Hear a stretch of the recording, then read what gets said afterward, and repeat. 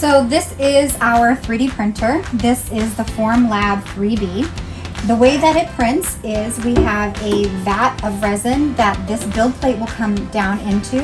The way that a build plate would work is that you get to print the models right on this metal piece right here. It sits on top of the resin. Once we start to print, this will drop down and into that resin, and that model that we've seen earlier will start printing from the base down. After the models are printed, we use the build plate to wash off the rest of the resin. This goes into a vat of isopropyl alcohol at a high percentage.